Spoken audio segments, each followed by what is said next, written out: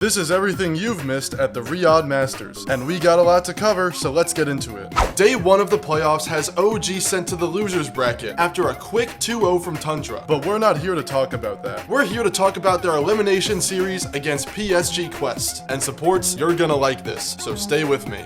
OG's position 5 support, Seb, pulled out his iconic Jungle Venomancer.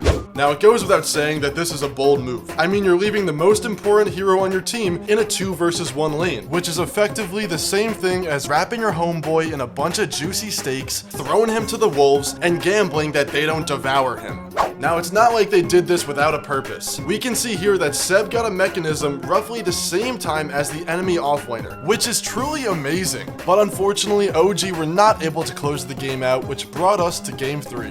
Going into game 3, OG ran into trouble, letting overpowered heroes like Tiny and Beastmaster slip into the draft, which in turn ran them over.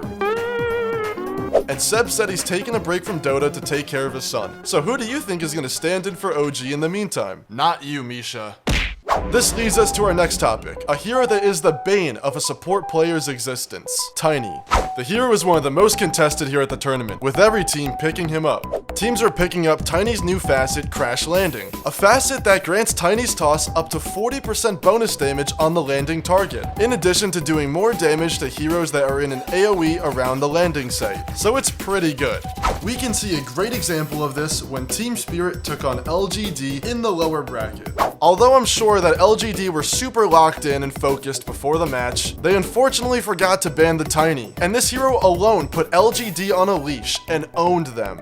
I can't remember the last time I've seen a mid laner build a 4-staff and still have the highest damage in the game, resulting in a 2-0 for Spirit, sending LGD back to the airport. The next highlight of the tournament takes place in the upper bracket match, Entity versus Gladiators, where Entity decided to pull out the Faceless Void position 4.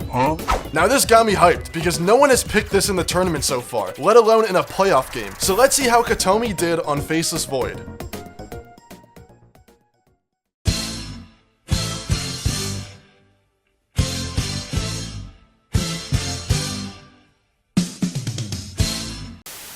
Now believe me when I say I tried my best to defend this pick, guys. But Katomi, after looking at your Dota buff and seeing that you haven't played this hero in over a year, I don't know, man. You're looking hella sus right now. You might just be the imposter.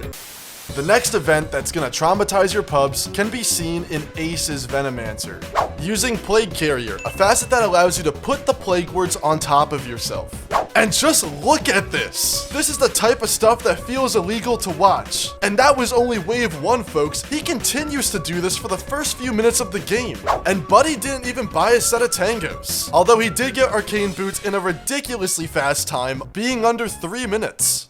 And Gaiman looked to be in Super Saiyan form, as they would defeat the Falcons in their upper bracket matchup. Falcons went on a good run after being sent to the lower bracket, taking down Quest Esports, who were on a hot run after eliminating the previous year's champions, Team Spirit. The Falcons also managed to take down Team Tundra. Now it's hard to pinpoint why Tundra would pick Faceless Void mid. Maybe they didn't get a lot of sleep last night. Maybe they had too many vitamin gummies. Or maybe they had Taiga drafting for them. And I appreciate the fact that Topson is trying to explore new things and push the meta. But this was in the lower bracket, and ultimately, because this didn't work, it allowed Falcons to snowball, taking the series 2-0.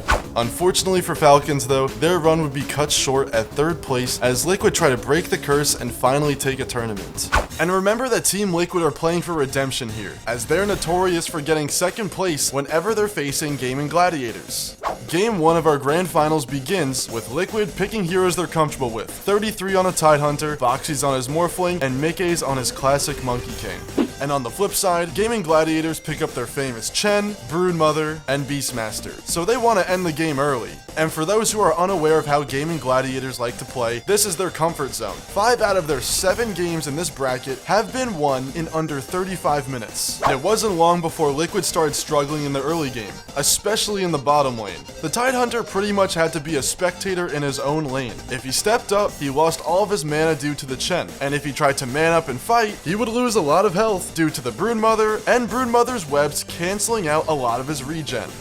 This really hurt Liquid's ability to snowball in the early to mid game, resulting in Gaiman swallowing up the entire map, and it was too much for Liquid to handle, as they had to call GG at the 24-minute mark, a statement by the Gladiators. And I hate to say it, but Game 2 was lost in the draft for Team Liquid. They thought the Invoker would go mid, thus picking Sand King, but this is where the flexibility of Gaiman is really shining, as they swap Tofu over to the Invoker support and put Quinn on the SF mid, a matchup that's really bad for Sand King, as being a slow melee hero, he can't help but eat up all the raises like they're candy.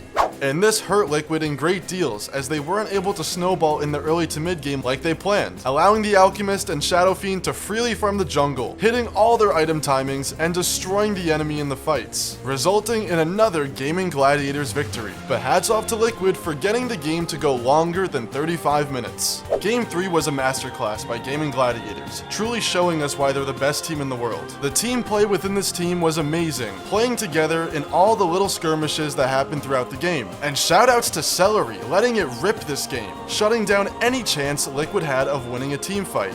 The heroes of Gaiman ended up being too tanky for the burst damage of Liquid, resulting in yet another 3-0 for Gaiman. Nice.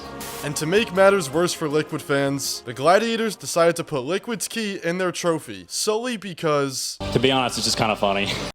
Breaking news! Chinese esports team Azure Ray has been gutted, losing TI champ runner-up F. Why? Famous coach Lan M and their mid-laning Minecraft Steve lookalike Ori. Additionally, famous carry player Pakaz has left Boom Esports, leaving fans wonder where he'll end up. I'm hoping for Team Secret. Hey Phil Swift, looking at this chart, how would you rate Thompson's damage on mid Rubik? That's a lot of damage! That's what I'm saying! I felt like it would be a disservice not to mention Thompson's Maelstrom Rubik mid. Can you believe it, folks? We now live in a time where your Rubik can buy Maelstrom and not get spam reported. 3 years ago, if your mid laner does this, tell him to pack his bags because he's going a low prio. And look at this damage he does to Toronto Tokyo. This build is legit, it's scary, and it's coming for your pubs, so watch out. Before we close out today's video, I want to say to please take care of yourself. And by that, I don't mean that you stank and you need a stick of deodorant like you're a Smash Bros player. I mean that I really hope you take the time today to appreciate yourself. And I hope you take the time today to recognize that you are enough. Forgive yourself, go easy on yourself. It's time you start giving yourself more credit for all the things you've been through. And you're still standing. I'm proud of you. I love y'all, please take care of yourselves, and as always, I'll see you all in the next video. Peace out.